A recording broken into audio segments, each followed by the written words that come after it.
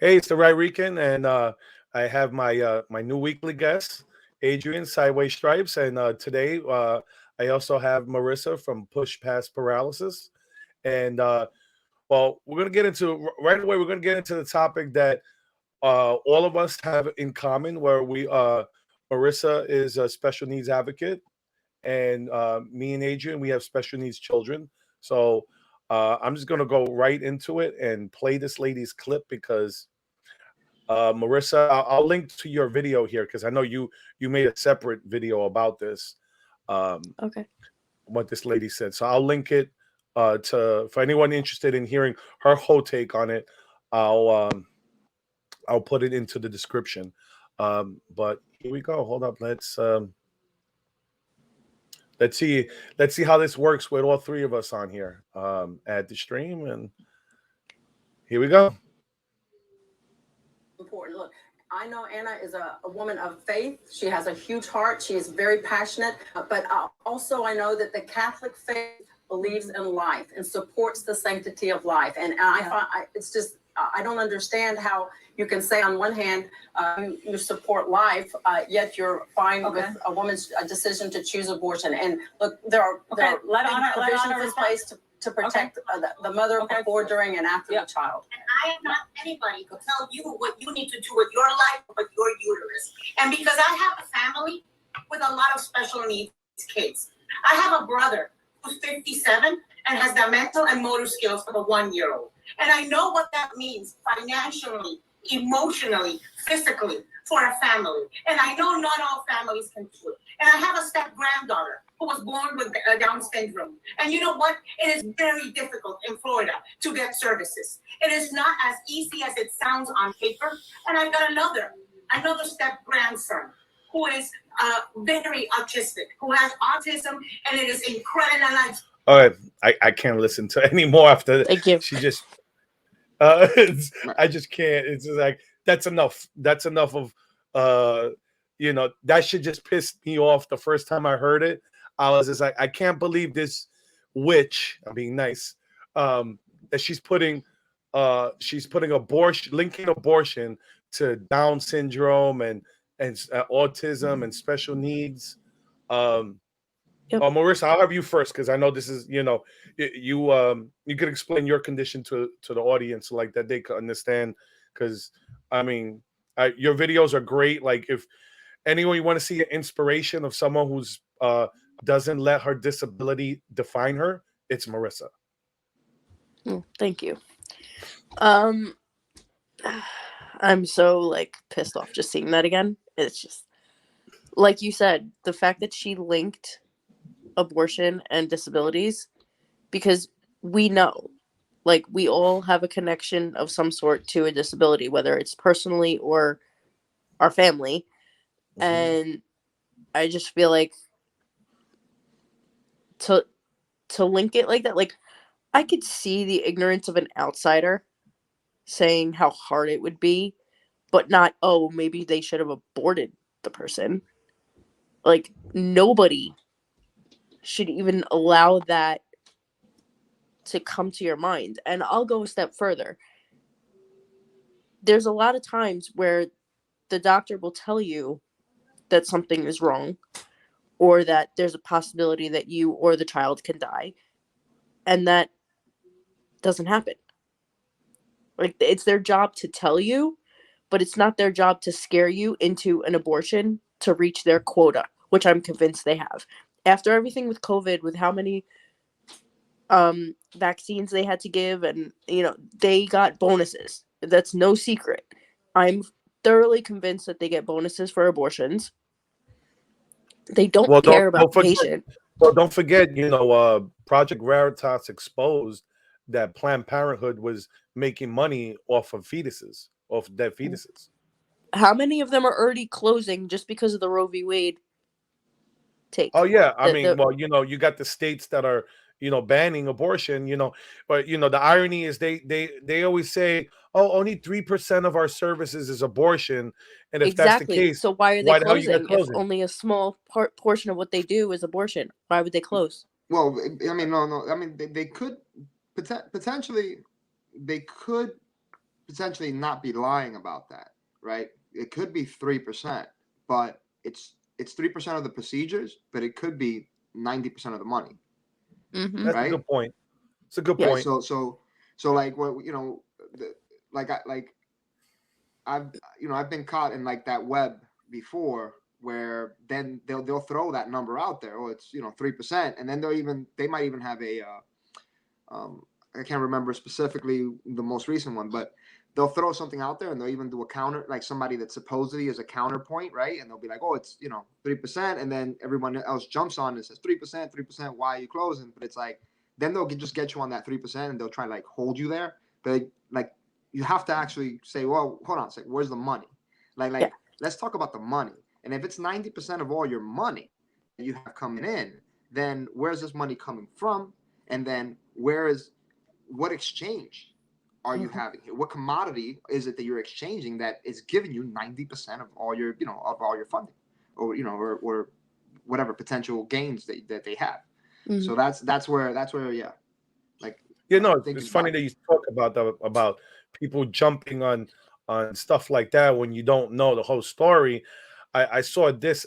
I'll show you guys this. I had this up where they talk about ectopic pregnancies, and they're saying that it's that an ectopic, getting rid of an ectopic pregnancy, that's an abortion, and it's like, no, it's not. The baby's not viable. That's. But also, who are they to say what's viable or not? Like, if the baby's actively dying, or actively dead, I don't even look at, what do they call it, a DNC or something like that. When the baby is already passed, and then it's too big to pass on its own. Yeah, well, the whole thing about it is an abortion technically is when you actually have to kill the baby. Mm-hmm. The thing with the ectopic that's how I pregnancy view it. is an ectopic pregnancy is basically is the egg, instead of implanting in the uterus, it stays in the fallopian tubes. So the baby can't survive in the fallopian tube, and the baby can't, and the mother can't survive. So this is not an abortion. I don't look at it as an abortion either. No, but they want you to, because they want you to be so emotional about it. Exactly. So people are like sharing stupid memes about that, and it's like, here's a fact check. It goes the topic pregnancies and abortion bans, and it goes here: the Supreme Court June 2022 decision Roe versus Wade includes an exception for ectopic pregnancy. And then you see here it goes about talking about how basically saying that it counts, people saying it counts as an abortion, but it doesn't. No. So it's it's nonsense. It's like they'll share that stuff, people jump on it because it's emotionally satisfying. It's like when they were doing the whole, for all these years, what was always the excuse? Oh, what about rape and what about incest? Which, even if you combine them, is still less than 1% of abortions. Mm-hmm. But then compare that to the elective. Yeah, that's what I'm saying. Yeah, it's like, I think I saw a statistic. It was crazy. It was like over 90% was elective, like no reason given why they were having their abortion. And can I say something? I know that the left is more likely to say things like, oh, but it's old data and old this and old that. But for this, technology has come so far, and I feel like there's more things available for prevention now. Yeah. The need for abortion has lessened a lot if you're responsible. Yeah, I was talking beforehand. about that on my video on Friday. I was talking about, you got IUD, you got condoms still, you got birth control, you got the patch, the shot. There's so many different options. The day after pill, if you totally forget, which is something that that you see, there's certain. This is what happens.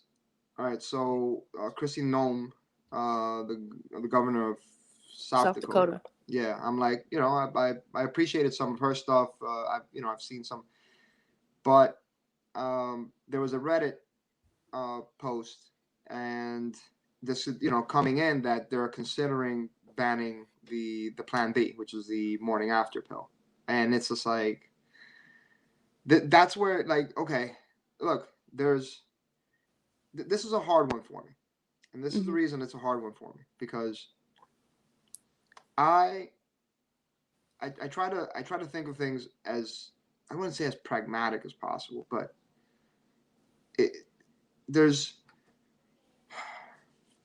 when is a life? And I can't give you the answer, because, like you said too, right? Who's viable and who isn't? Like, who gets to determine viability, right?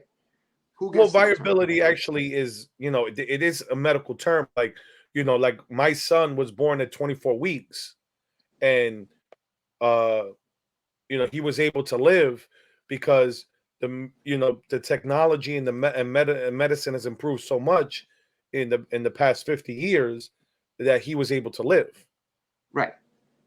So, and it's based on a percentage, right? So if you're above, let's say, I don't know what the percentage specifically is, but then if you're above a 10% viability or 5% viability, right? If you have 5% chance to live, are you still viable? If you have 10% chance to live, are you still viable? Is it 1%? Is it 20?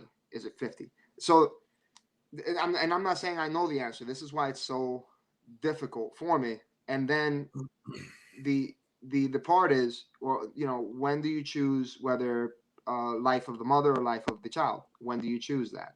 And then, like, there's so many questions to this that I personally would move. And if we're talking about the segment from Ana Navarro specifically, like, if I was sitting there like the other woman was, and Ana Navarro start talking about these things and how the issues are with Florida, I'm not gonna argue with her about the way she feels, her sentiment, because that's how she feels. I mean, like, what am I gonna do? Argue with her? I mean, are you telling me that I should abort my 6-year-old, like, right now, as he's 6 years old, because whatever the case may be in the future? So I wouldn't argue with sentiment. I would just be like, I would actually hold her to a certain point and try to work on on something that is true. Services in Florida, at least when I was living in Florida, were horrendous. The things that happened to special needs kids in my high school were atrocious. That's a conversation I'm willing to have with anybody. Right. That's where the money should go and the attention should go. Yes, Services. exactly. This is a conversation we're all willing to have. Yes. yeah, oh, definitely. I mean, I lived in Texas for a few years, and Texas gets a bad rap on the news, but my son's services were great. I never complained about the services he got in school. I mean, like, right now in his I have my own communication device for my son, but when I lived in Texas, he had his one that he kept in school, that was the school's, and mine. Mine stood home. I never had to bring mine home. I mean, I never had to bring mine to school. So, I find it funny now, where, like I said, Texas gets shitted on, but I had great services. And, what happened? No, segue. I mean, No, what I was just going to say was, like, her experience through in schooling. Like, did you go to public school and Yeah, I went to public school. We had the stories I could tell you. So in elementary school, I got physical therapy there was like a stage in the cafeteria. I would go behind the curtain. I would do mat things to stretch my hips, and I would walk through the hallways in the walker. There was a couple of times where I would get it outside in the hallway because of, I don't know if it was like maintenance or whatever in the cafeteria. But there was no room designated. Like, you couldn't go into a part of the gym and do it. There was questions about whether or not I would be able to participate in gym. There was in middle school, there was a handicap stall, but the toilet was not equipped, which drives me crazy to this day everywhere. There should be only handicap accessible bathrooms, so nobody feels left out. Just have everything equipped in public places. Just accessibility, right? Yeah. Okay. So, Yeah. my mother had to carry, like, you guys probably know what I'm talking about because you're experienced with disabilities, but like an attachment with like a rail that went over the toilet. And then when they finally fixed the toilet, they forgot a screw on the stall. And then half the time, they don't. My biggest problem with bathroom stalls is they never have the right size. So you can go into a bathroom and the handicap stall is humongous and it's great and everything's perfect. But then you can go into another bathroom that you could tell has a handicap stall because it's slightly bigger than the others, but my chair can't get into it, and I have a petite chair. I have a lightweight chair, let alone the amount of people who need the electric wheelchairs, the motorized wheelchairs. They would never fit in there. So what are they supposed to do? Crawl from one end of the bathroom to the other?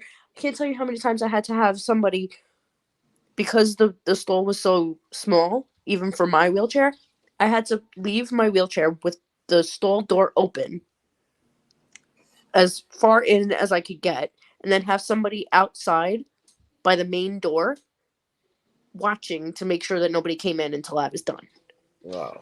Wow. And that talking about Texas and all of that, I think, listen, I'm for small government. I'm for state-run governments. I think that the federal government should have as little power as possible as a citizen. But I can't for the life of me understand why there is such a difference between services and accessibility between the 50 states. It should be the same everywhere because we don't have a choice of where to go. No, yeah, definitely. That's something Let where alone vacations or moving, and then half the time they count on us still not being able to be on our own and independent. So it's like, okay, we're gonna give them just enough, but not too much because they're gonna have somebody with them. No, that's not always the case. People want to live on their own. I agree with you. I think it shouldn't be something. It shouldn't be a partisan issue. It should be something that both parties should agree on, where there should be standards. It's like for me, my situation is different because my son's in diapers still. My son doesn't really have complete control over his bowels. So for me, I never, whenever I go places, I always have like a mat or something so I can change him somewhere because there's never a changing table for um Adults. for adults.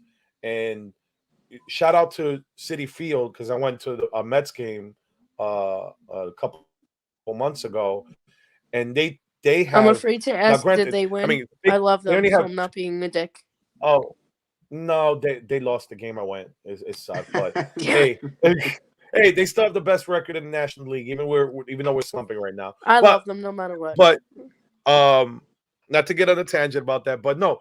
What happened was when I asked them, I told them because I parked close to the stadium because the handicap parking, and I asked them. I said, "Hey, can I get permission to change my son in the car? Because I have stuff in the car always for him because it just makes it easier because I know no place never has anything." And they're like, "No, we have 2 bathrooms with power tables that lift people up to 500 pounds."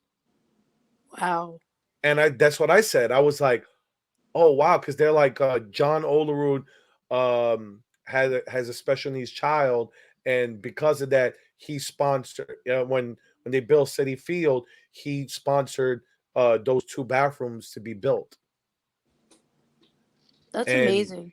yeah, and it's not a lot of places have that every so I'm not saying, I know it's rare that, there's not a lot of adults like that, but it'd be nice if, when I'm traveling the interstates and like the rest stops have something like that, at least one. But You know what my problem is? Is we don't know. We don't know the amount of people who would have a social life if there was more accessibility. There's people, like, I'll go anywhere. I'm a friendly person. I'll ask for help from a stranger. There are people who won't go anywhere unless they know for sure it's accessible. Yeah, no, we were talking about going to the Stain concert. Remember, we were talking about going to the Stain concert, the Yeah. Stain concert in PA. Yeah, I would still love to go see him. Yeah, me too. By the way, Adrian, that's the way we met because I did a video on I did a commentary on his video, and that's how I met Marissa. Okay, cool beans. Yeah, I love him. He's awesome. But that's what was I gonna say? Did you know, both of you, that $200 billion is supposed to be allocated to disabilities every year? Where does that money go? Where does that money go? Yeah, I mean, we don't see it. Bureaucracy. That's what it. Let's be realistic. It's just like everything else in the American government. It goes to the bureaucrats.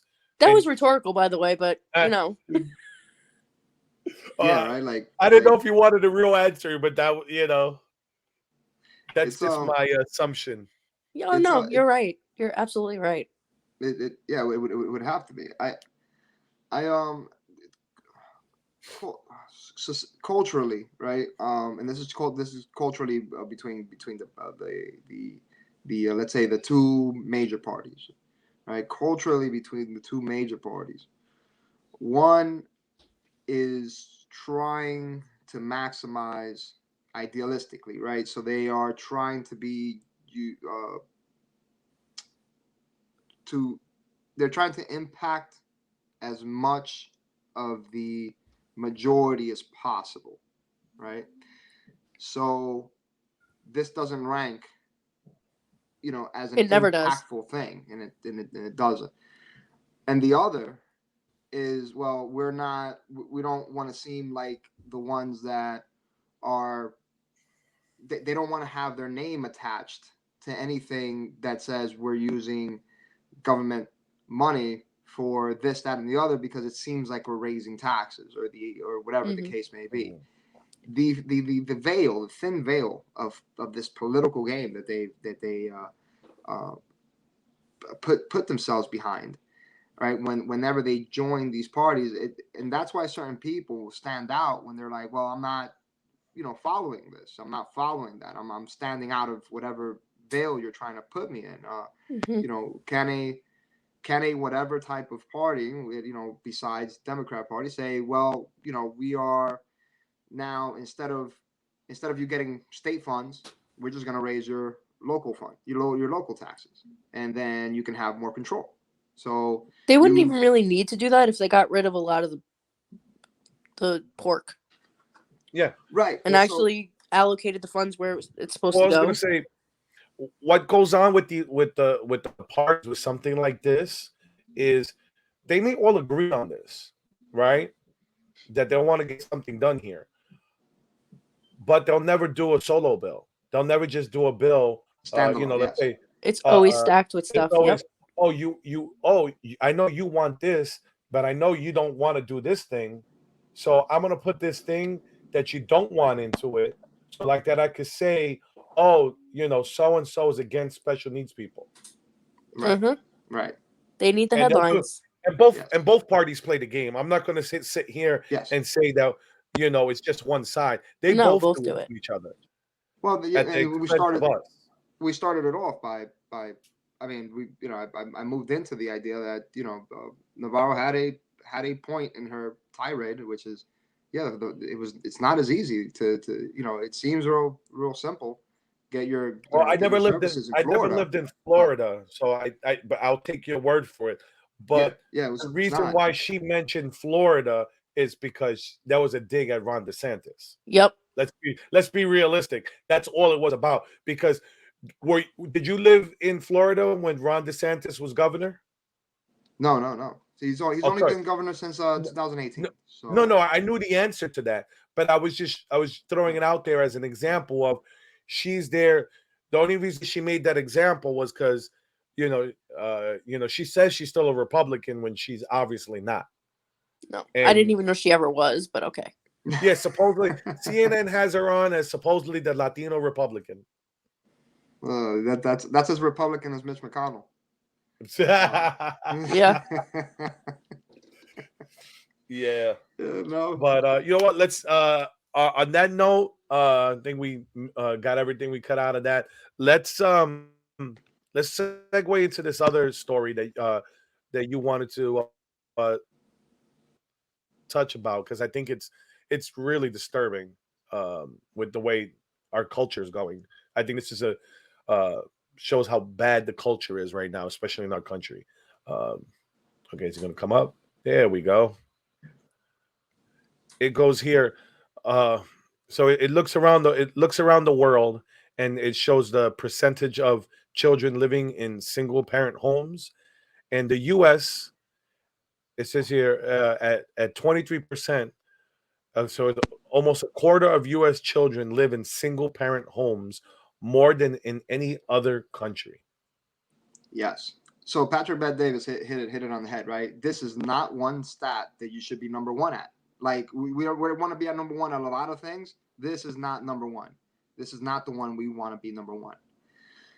And I can immediately if I'm standing at a podium, right, and I'm debating, this comes up in a debate, boom, and my opponent.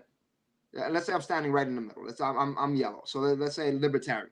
So it's that way. The people's brains are like, oh, this is a Republican, this is a Democrat, right? So I'm with the Libertarian Party, or whatever, independent. And I'm standing there and I say, this is not a stat you want to be number one at.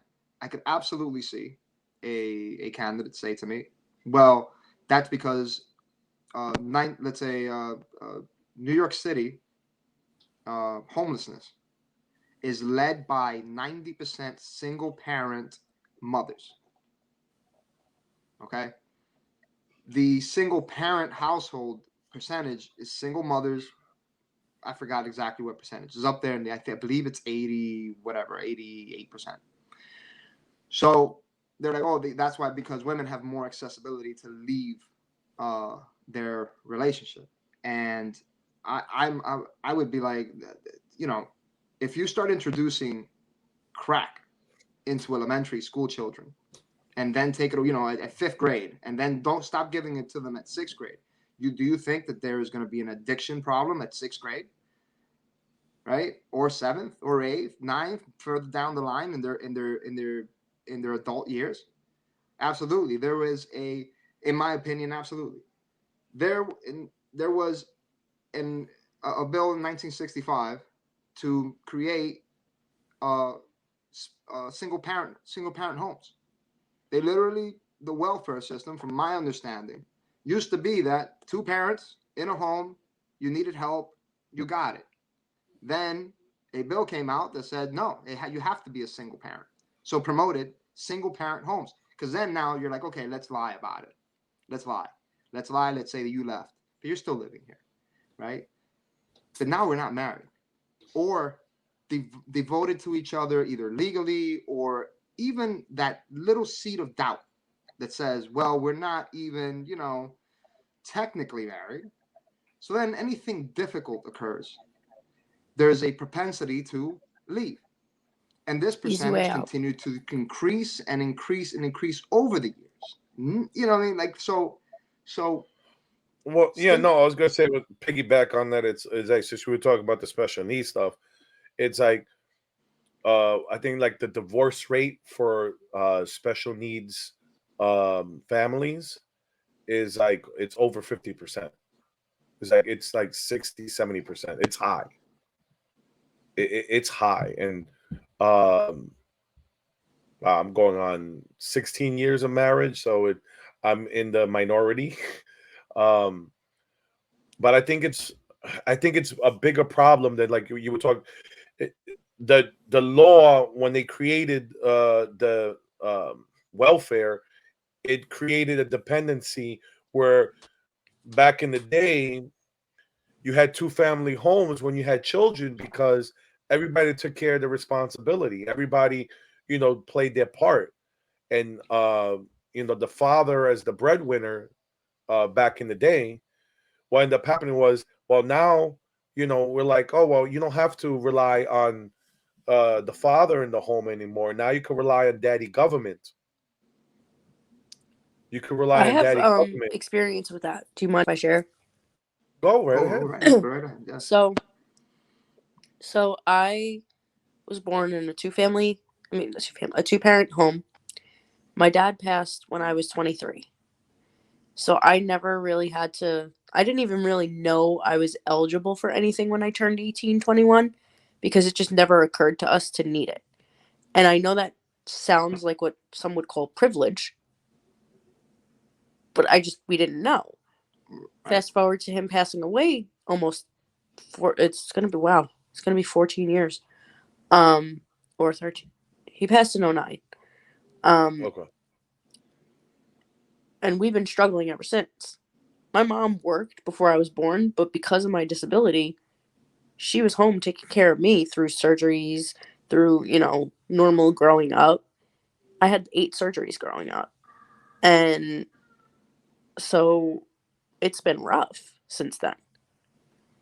So that's my experience. And then when I was eligible to get on, they make it so hard for you to actually, like, because I consider myself not able-bodied, but an able person, where I do have dreams, I do have aspirations and goals, that they make it so hard to reach because they have you at a cap now.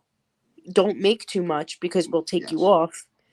Like, oh, and for instance, like, yeah, it's not like I'm trying to get my cake and eat it too. And I think that's where a lot of people have the misconception with people like me, where they're like, oh, you want to work, so why are you even on the system? Okay, I get it. But what they do is, when my dad was dying, because he was sick with cancer for over a year, and he would get pneumonia. He got like 3 bouts of pneumonia, and the last one was like what killed him.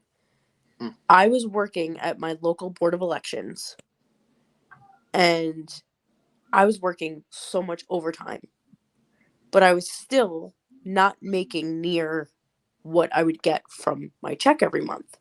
So I thought I was fine. They don't really make it known what you can make. Like, there are rules, but they don't advertise that. So I didn't know. I was ignorant to it at the time. I could only make $1,000 a month, and my check was more than that. But they took my entire check away. So now I'm in my 30s. I have all these goals that I'm afraid, because now I also have my mom tied to it because she's down as caretaker for me, because I do need some things, done for me. Understood. Yeah. And so if I reach my goals and I get taken off before I'm making what's part of my check, she also gets taken off. Then what do we do? We're royally screwed at that point. Yes. Yeah, I remember when my son was so I laughed because when my son was born, the hospital was like, oh, you could apply for SSI for him and all this stuff. So we're like, oh, okay. So when we applied, I think we were eligible for a whole $30 from the federal government and a whole $5 from New York State. Oh my God. And then the kicker was I had to have under, what was it? Because there was 3 of us. You have to have under $5,000 in the bank. So I can't have a rainy day and save money. They want you poor as. They want you dependent. They want you poor, because the minute you start saving up money, just in case something happens, then you could do other stuff with it. They don't want you. Especially now. Oh yeah. No, people. What drives me crazy with, like, minority communities, which I consider disabled part of the minority communities, they want all these special things. We're just trying to survive on a normal, okay, we want a good economy, we want good jobs, we want to be able to pay our bills and live. Everybody needs that. Everybody wants that. Why can't we all agree on that and fight just for that? That's what the government should be a part of. and then that is it. Maybe extending programs that actually work for the American citizens, like the disabled or the elderly, bettering things like that. Like you said But earlier, it drives me nuts when people are like, okay, well, this needs to be done. This needs to be done. Okay, we're falling apart as a country right now. Can barely afford anything. I'm in New York still. We're barely making it. And you guys are neighbors. Yep. You guys are both from Long Island. Oh, you live in Long Island? Oh, you're on Long Island? Yeah. Up here in I'll North have Hampstead. to talk to you later because I'm not going to dox you about where. Yeah, But sounds good. Yeah, I'm in PA. I'm the stranger. I'm the weird one. I'm in PA. It's a bit cheaper over here than it is in New York. Yeah. Yes. I bet it is. So, so we got some, some common things, right? That should be the center of the conversation, and they're not. It's like almost like automatically somebody has to pick a side and then go towards the most aggressive part or most traumatic, not traumatic, Emotionally, they try to hit you emotional emotionally, choice. so you pay attention. Right, and then get away from the foundation of this. So across the board, how do I say it? Okay, so the services across the board in Florida, right? Currently, and like you guys are saying, there is no phase out, right? And the same thing happens with welfare. There's no phase out. There is a phase out with education. So there's evaluation, then they reduce services or increase, right? So it's evaluations, and then things get phased out. But the opposite goes the other way. Once you make this number, you're out. Yeah. We don't, and then to get him back, oh, good luck, because now you have to, fight and do whatever it is that you have to do to get him back. And that's I think that is something that everyone can agree on, and saying, hey, by the way, if a family is struggling, number one, I think that welfare should be for both parents, two families, whatever family, either one parent or both parents in the home. It should be there, because I believe that our humanity, the way that we're built as humans, that most of the time, a woman is going to, and this is because heterosexual families are the majority. A woman will, request that a man steps up more than what they are if they're not financially, independent enough. Mm-hmm. Which begs the question, with all this abortion talk, what should he be responsible for? If it's her sole choice, my body, my choice. Okay, well, should then? Well, I don't think so, but it's a good retort to the other side. Okay, well then, if somebody has a kid, it's his choice if he wants to pay for it. You want to play that game? Well, it's funny. I saw a meme about that. The meme said, if you're gonna praise a woman for having an abortion because it's in her best interest, then why can't a man, skirt his responsibilities of the child, and it be villainized if he didn't want to have the child? And it's the same. It's the both sides of the same coin, because if a man, like, in my personal life, I've dealt with abortion twice. I should have a 21-year-old and an 18-year-old right now. And it still bothers me to this day, because like I said, I could tell you how old they would have been. Both times, I didn't, it was like I wanted the baby. They didn't, because I'm me personally. I believe we should have the choice to have the abortion. For me personally, in my life, I didn't want it. And, but ultimately the women didn't want it. So it's not like I could go, oh, no, now you have to have it. I can't. Have the baby, give it to me. I'll be fine with that. So the abortion conversation is so difficult for me. It is so difficult. What's the man's responsibility at this point? And when it comes to the abortion part, and it's just like, ooh, yes, no, so hypothetically, I'm the king of the world, right? At this very moment, right? I think of myself, I'm not a pacifist, and this is where I have to gauge, right? Where on the spectrum of where does my morality stand in death? I'm not a pacifist, so if I need to defend myself, I will, kill somebody in the event of defending myself. Yeah, you would. If I am not beyond. If something, let's say somebody, is abusing a child, I am not beyond the idea that I might go to the extent of possibly doing, going that far. Mm-hmm. So I'm not a pacifist. So where does my morality stand on this? And then it's just like, okay, at this very moment, right now, could completely change in about 5 minutes. I say, you get one, as a woman, you get one unquestioned abortion. No questions asked. You get one. By the second one, double subpingamy, you don't get to murder twice without consequence. And then it's like, well, what about the man? Shouldn't his, bisectomy or balls cut off, whatever the case may be? No. You know why? He doesn't get to make that choice. He doesn't get to make it.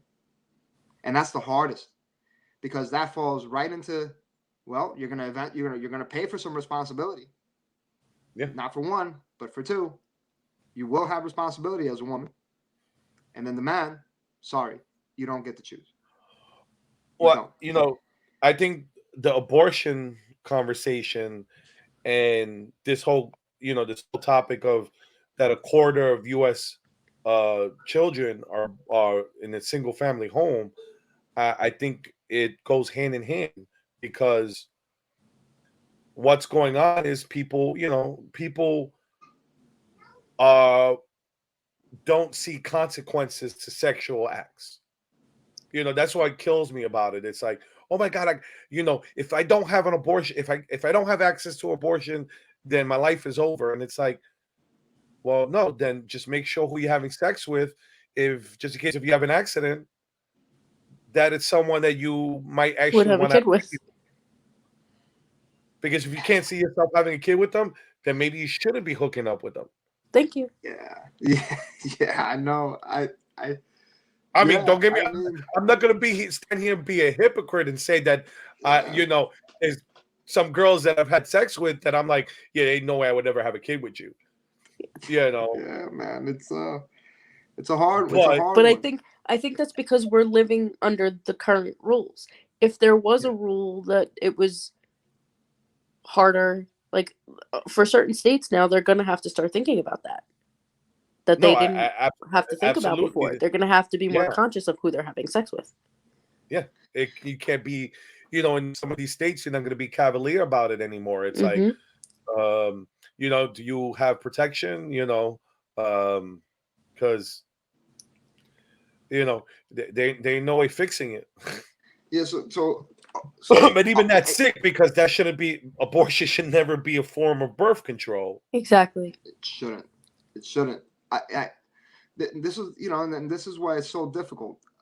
Where it does burn me though is that decisions. All right, this decision came down, and it's just like, well, now this is the decision that's going to come, and it's going to come in, I don't know, 3 weeks, 4 weeks, 3 months, less than a year. Most likely, all this legislation that's going to get passed, it's going to get passed before 6 months.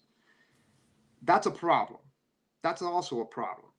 I mean, I get it. People feel like there's a dire need, and there's, they feel that it's children being aborted and murdered and this, murdered. I get it.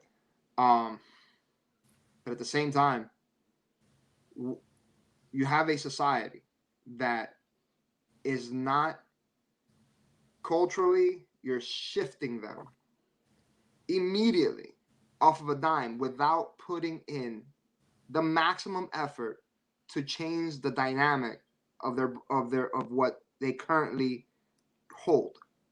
So instead of making the maximum effort and say, something, okay, this is what we're going to pass, and it's going to be 2 years from now, and this is going to be a hard 2 years for everybody, but this is what we're passing.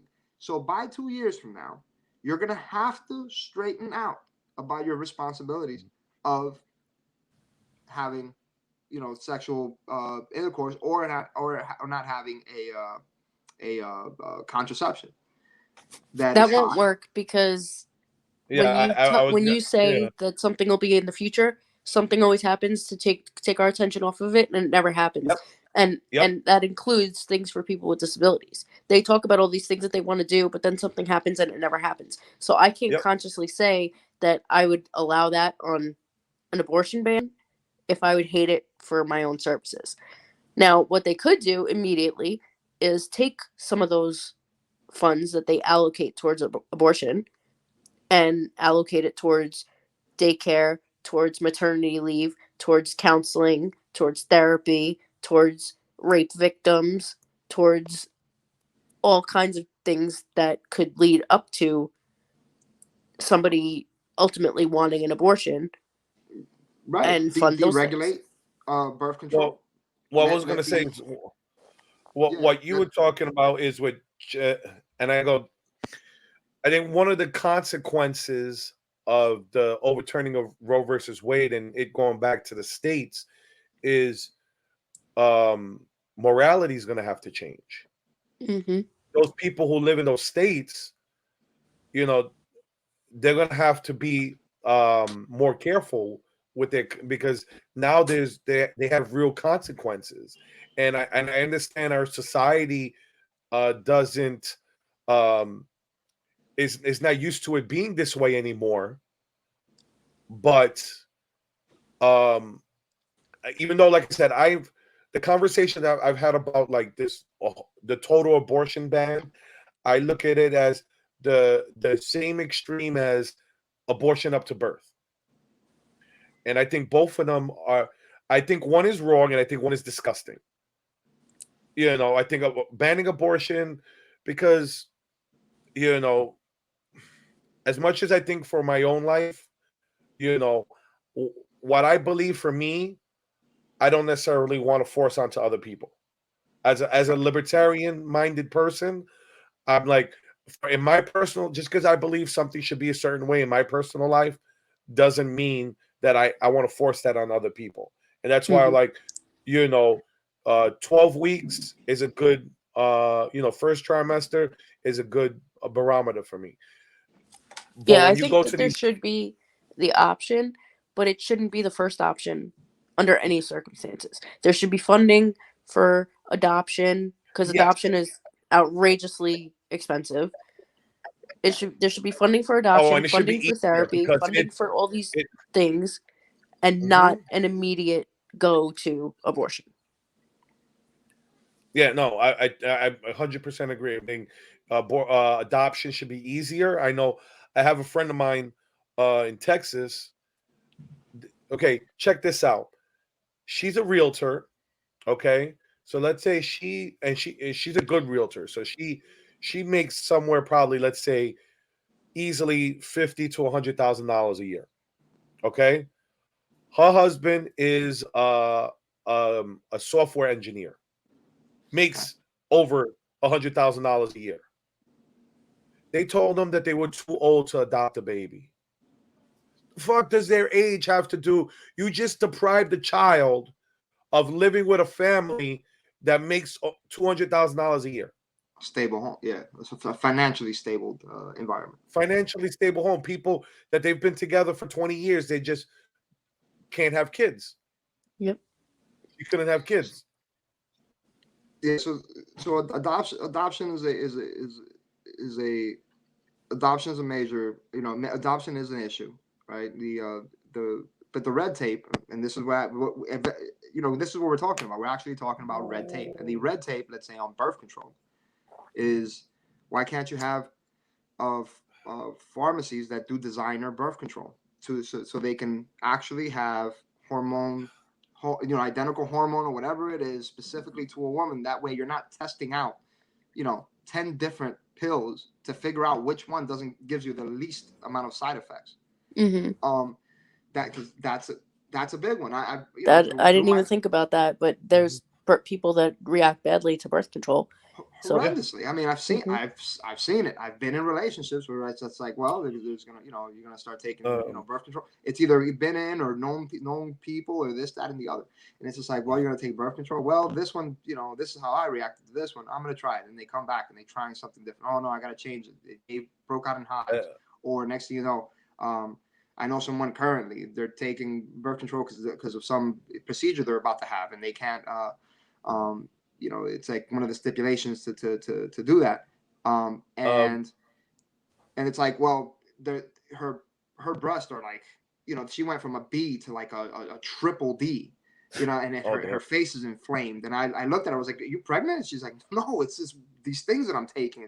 I'm just, completely, puffed out. So yeah, red tape. Some of the red tape in contraception is unfortunately it's there, and that should be released and guided.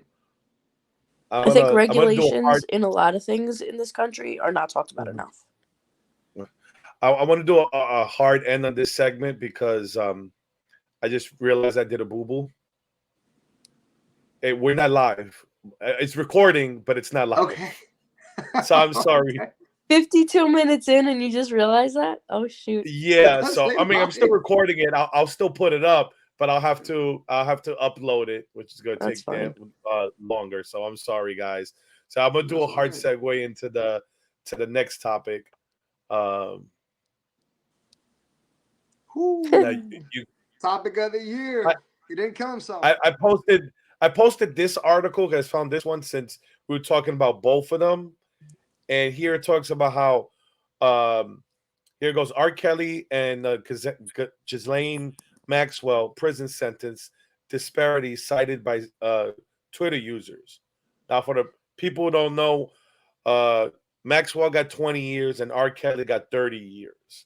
So I know you guys wanted to talk about that. So what do you guys think why do you think one person got more than the other? Maybe man, because she offed more people. Well, you know right away. You know what the left are gonna go. The left are gonna blame it on race. I think it has nothing to do with race. I think it has to do with the fact that could. But honestly, it could be about race, but not for not because they're racist, but because they want the conversation to be that was a racist move. It could be. Yeah. They could have done it for the narrative of that. I think what it basically really boils down to is the fact that she has dirt on a shit ton of people that she hasn't said anything about. Well, did you hear she's already on suicide watch? Yeah. So hashtag Epstein didn't kill himself.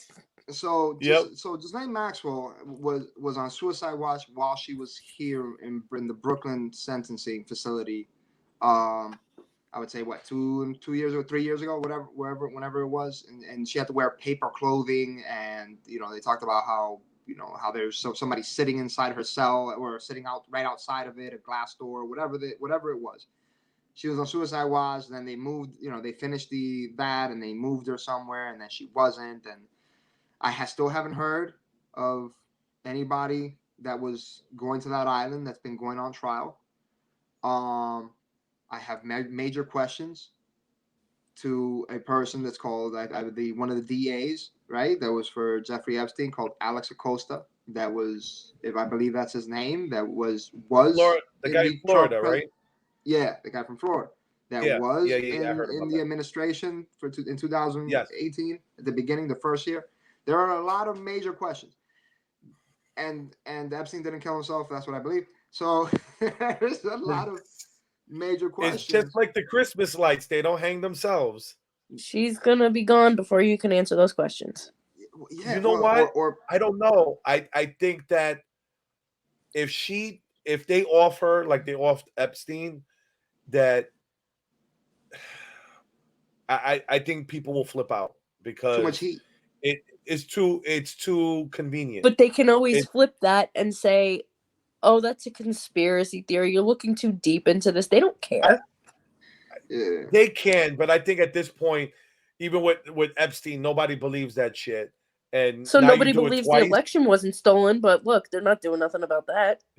They're just dangling Well- everything they do now, I and don't they know. don't I don't know. care. I think they're You being know. very careful. I think they're being very careful. This is one of the things with approval ratings, and this is one of the things with approval ratings is when approval ratings get us to a certain point, it becomes a national security risk. I remember who was it that was explaining it. It was explained to me years back. It was that when you get to a certain approval rating, it becomes a national security risk. People start the potential for a coup d'état, for a Revolution. revolution, multiple assassination attempts, this, that, blah, blah, Oh blah. yeah. The potential of it starts increasing exponentially after a certain approval rating. So they do have to be particularly careful. Is she even alive right now? I don't know. I mean, they could have offed her and are completely. Well, I was gonna playing say like whole this, game. like what are you talking about with the approval rating and stuff like that? Is with try. I mean, there's always going to be a certain percentage, and I mean, you guys are in New York, so you guys could tell me more. That no matter how bad a Democratic president does, like Biden right now, there's still people who support him, and you probably know people who still Yeah. support him. Oh, yeah. Unfortunately, Because and so that's the sad thing, that it doesn't matter how bad of a job he's doing, you still have those people who don't pay attention, who but will the still approval say, rating goes to the news at that point for lying to those people. Because if they heard the real truth, I don't think "Oh that they yeah, would have the approval. my two nurses are both Democrat. That they both hated Trump. They both hate Trump, and one of them, she's like, if it came Trump versus Biden in 2024, she's voting Trump. The other one, at least, might not vote for Biden. She definitely won't vote for Trump. She may not just vote for president, period, which to me, that's still a win. Yeah. And I think that's, to me, I mean, that's the closest I get to a I mean, she'll Democrat be telling me replaced that by they a don't dead support. person that's going to vote for him, but Yeah. There Yeah, was a but million that- people voted for Kathy Hochul. A million people just in the primary. A million people. I think they stopped counting at like 50, 60% because she was overwhelmingly the favorite, 67% Yeah, I mean- or whatever. So they stopped counting. But that's a million people for the unelected, so-called mayor of New York. I mean, yeah, and governor. most of them probably voted for her because she's a woman. Sure. Or just straight down party lines. No matter what, Yeah. this is how I'm going. Yeah, no, that's the problem that you have right now, is this, you people supporting their tribe, and that's what I call it. I don't. It's tribalism run amok right now, because you can have people who, like, I'll use myself as an example as being a libertarian, that there's issues that Democrats would agree with me on, and there's issues that Republicans would agree with me on. But if I was running on as a libertarian, they would never vote for me, even though Right. I would give them the best of both worlds that they may desire. They still won't vote for me. A third party will, I don't think in our lifetime at least, will ever have the popularity or the prominence of a Republican or Yeah. Democrat party. I believe. No, like you have Larry Sharp in New York. for I love the him, Libertarian and Party. I I support love a lot Larry of Sugg. third party, I've but I tried. don't think overall. I've tried. I've asked for him to come on the show. I'd love to have him on the show, but Yeah, he was Martha awesome. Martha Bueno in New York, in Miami. She's running for city I believe city council down there. There's a lot of libertarians in a sense popping up, and they're popping up here and there, here and there.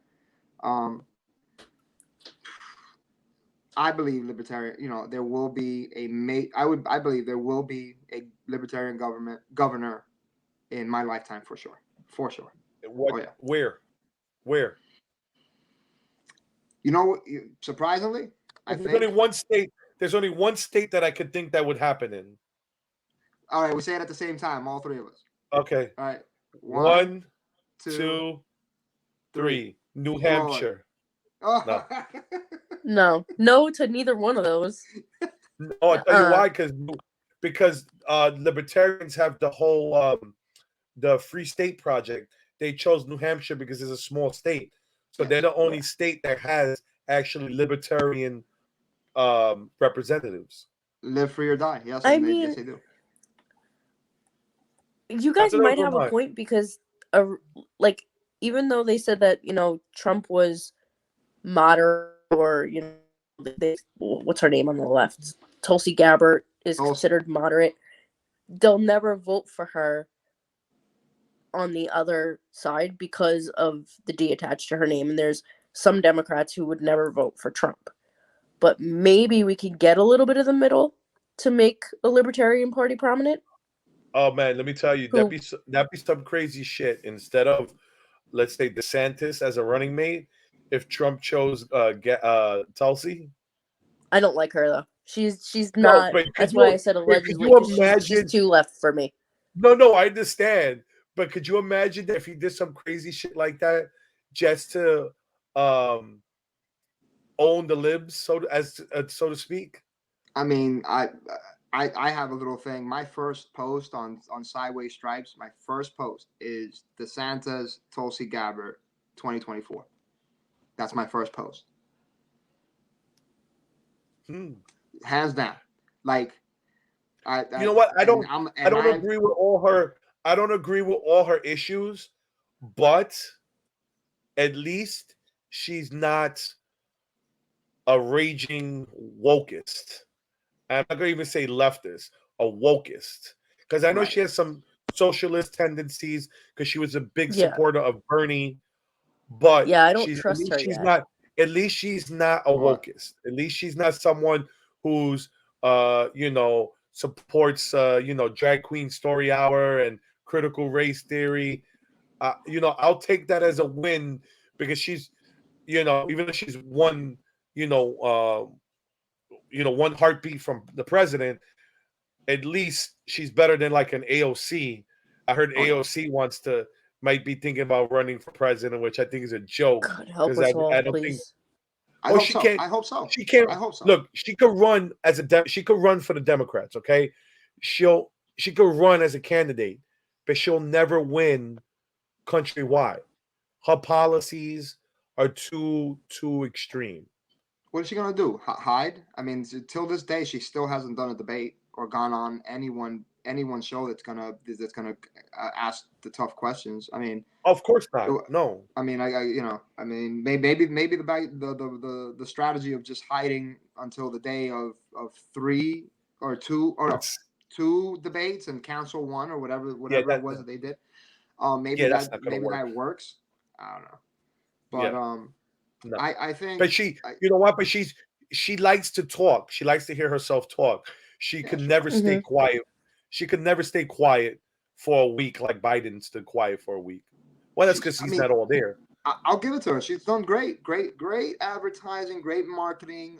They've had a complete team, and when you look at it as a whole, from what I remember, I believe she got auditioned to be with part of the Justice Democrats, if I'm not mistaken. I mean, I could be completely mistaken. If Justice Democrats, who was it, Cal Kalinske wants to correct that or come right on here and let everybody know.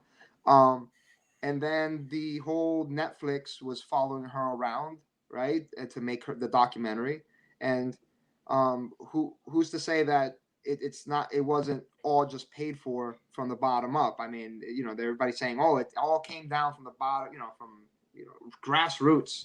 Yeah, sure, I'll believe you tomorrow. But I think that the way that either Florida or New Hampshire, the way that if you get a Tulsi Gabbard and a DeSantis together, right? And I'm not saying I trust either one of them. I don't. There's no politician I trust. Period. Point blank. Certain things are aligning better with my bigger issues than they are with my smaller issues, right? So that would continue segueing this idea of freedom more so than any other side. Although both of them have had, every single one of them have had some sort of authoritarian bill or order or things that they've supported. Like I want Trump unleashed back, where he doesn't listen to nobody that he listened to the last time. Yes, where he just comes in guns blazing, going. The reason why I want a Trump DeSantis for 2024 is because the fact that I want to see, like she said, I want to see him unleashed. I want to see him because he wins in 2024. He doesn't have to worry about re-election, so he could just tear shit up because the administrative state needs to be torn apart. Like so what they're doing to this, like right now. Let's say, for example, what's going on in the DOJ, where you had protesters in front of the judges' houses. They did nothing. They broke the law, and they did nothing. And you had a guy who came from California to try to kill Kavanaugh, and it was like on the news for like not even half a day. And you ask the average Democrat if they heard about Kavanaugh trying to be assassinated, they won't know about it. My biggest issue with Trump coming back, I think it was fantastic that in the time that he did run the presidency, he did. My problem, I have too many questions for him. I have entirely too many questions. So, and I've never actually heard him establish the idea of freedom. Like he wants a free country, but he never really said, I'm for, freedom. Like I'm for your constitutional rights and he's said that plenty of times at his rallies. No. I understand what you're saying, but if you listen to him, this is okay. Number one question. I'll give you my questions for him. Number one, why was Alice Acosta part of your administration? Number two, why did you sign off on giving immunity to the pharmaceutical companies in September, right? Those two major questions. We knew about the hibbity jibbity a year before. Then it comes around that things are being leaked, that you're saying lie to the people in a sense to not stir people up, and that could people can excuse it, but I'm not going to excuse it. I want the answers, and so there's those three key factors, right? With everything that was great that was done, I'm not saying anything about it, bad about that. But I have questions with every single politician. Oh no, I just know what you're saying. Trump was like in come 2016. Trump wasn't my first choice. My first choice was Rand Paul because I love his father. If he was Ron. Unfortunately, Rand is no Ron. Rand is no Ron. Yes, he knows how to play the game better than his father does. His father was just like no and hell no. That was always his responses. That's why I like to. Rand is more. Yes. I'll play the game to get what I want. Rand Paul is more, he's more compromising than his father. That's for sure. But that's what I think about Trump is I think he was more of a Rand last time, and he would be more of a Ron this time. And that's what I liked. If you noticed, when he started, when shit started breaking down, when people started betraying him and stabbing him in the back, he started listening to Rand a lot more. Like he was listening to Rand more than he was listening to Turtle, McConnell. It said that I know you. No, you don't even have to say who you meant. I knew. Everybody knows who that dude is. But, I mean, but he got him. Anyways, I'm gonna leave it there. I think it was a good way to end. It's always good to talk about Trump. Quick little thing, just real quick.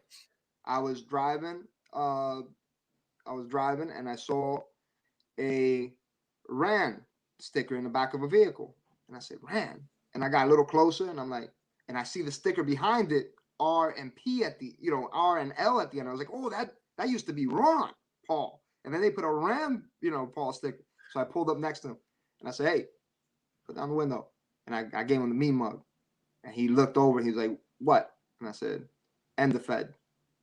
And he's like, whoa, end the Fed. and Marissa actually, she has a picture of her with Trump. You met him. You kind of met him at the rally, right? You want me to tell that story real quick? Yeah, tell the story real quick so he can hear it. Yeah. Okay, so I went to the Bethpage rally in 2016. Okay. We got there. I went with my cousin. We got there around like 8 a.m. We were pretty close to the front line. I don't think that would happen this time. If I got there at 8, I would probably have to get there the day before. Yes.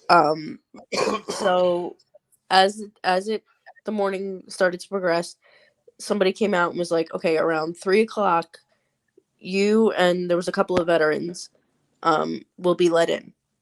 Okay, great. So it gets to around 4 o'clock, and we're let in. And at that time, there was not as much of a space. Like if you watch his rallies now, there's a significant space between the stage and the audience, at least in some locations. I'm noticing closer now, like how it used to be. But sometimes there's like a vast space. It wasn't like that. And I was curious because my venue did that. And I'm like, wait a minute, what's going on? VIP started to roll in front of me. And there was no seats. So I'm like, okay, how is this going to work? How am I going to see? I'm going to either see somebody's head or their butt. And I came this early and I'm going to see Trump. I was much more colorful than that. But anyway. Okay. So I'm sitting with my cousin and I'm like, we have to get moved. She's like, there's no way. There's too many people here. I'm like, well, I'm going to ask. So I guess Secret Service, and he's like, I'm sorry, this is VIP. There's nothing we can really do. I told him flat out. I'm like, okay, well, what am I supposed to do? This is discrimination. You can't just leave me here. Like, people are going to get crazy, and I'm surrounded by them now. What if I get hurt? Right. I mean, it's not that people don't get, like, physically nuts like at a rock concert, but it's pretty close to it. So he leaves and he comes back, and then I know the look because I've been disabled all my life. So he goes, okay, we might have found a spot for you. If you could get from here to over there to the end of the section, we can move you up. Right away, I was like, okay, he's challenging me because he doesn't think I can do it. And second of all, that's the side of the stairs. So if I could get up there, I'll see Trump coming in and out. Okay. So of course, I go, okay, guys, do you mind just like making a pathway for me? Everybody was so nice. They made a path for me. Awesome. And I went up. I met, who's the good Baldwin? Steven? I met Stephen Baldwin. Steve. Yeah. I met the good Baldwin. Brian Kilmeade. And then you hadn't started your channel yet, right? What happened? You hadn't started your channel yet, right? Oh, I've had my YouTube channel for like ever. Oh, damn it. Well, if you would have thought about it, you could have, when you met them, you could have been like, hey, I have a YouTube channel. By that time I was already being called a racist, a bigot, a homophobe. I wasn't out and proud yet. So gotcha. So I get up there. He's Dominican. I'm Puerto Rican. We don't give a shit. You can't do that. I don't give a shit anymore. So I get up there and his kids are up there. they're cracking up because I'm doing all the build the wall, MAGA lock her up. I'm like really, really into it. And then obviously he's always wrapped things up the same way. So I knew when it was coming to an end. So I turned to the kids. We'd already taken pictures at that point. And oh, and mind you, my cousin did not follow me because she didn't think I was going to get in front. So she's back where we were. Well, she's So I asked out. turned to the kids and I'm like, he's ending any minute. Can you guys like get him to come say hi? They're like, yeah, no problem, sure. Immediately he comes down to the kids without them even asking. They didn't do anything. He came down to greet his kids, you know, give them hugs, whatever. And they immediately pointed to me. All I said to him was, I've been disabled all my life. I'm obviously a woman. Back then, you didn't have to point that out. And I was like, Oh my God. I don't care about identity politics. I agree with everything that you stand for, and we need you in office really badly. He thanked me. He grabbed my hand. The whole time, he was holding my hand while I was talking to him. And then he signed my hand. We took a picture, and then when I got home, I took a picture of my hand so that I had a picture of the autograph before I wiped it off. Oh, Awesome. when Secret Service originally came over to me, they gave me a Trump coin, like the family coin, as kind of like a way of saying, okay, can you lay off if we just give you this little crumb? Yeah, no, thank you, but I'm still going to go over to a good seat and meet him. Thank you. Right. Yeah, you ain't gonna buy me off with a little coin. I'm not gonna stare at somebody's butt all night. Yeah, now that I know that you guys are all so close, we're going to the next rally together. I don't care where it is. We're going together. Sure. Yeah. Well, it's a good story to end it at. I'm the Rican. You could follow me on YouTube and Rumble. Sideway Stripes. He's on Instagram. And Push Past Paralysis. She is on YouTube, Twitter. You're on. Well, that's your name on all I'm your Marissa Molesky social on media. Twitter. I'm on Instagram as Push Past Paralysis. I have a Facebook page, Push Past Paralysis. And I'm also on Truth Social as Marissa Molesky. Yes, I'm also on Truth Social now as the Rican. So, all right. Well, great show, everybody. Thanks for coming, and thank you for everyone who listened.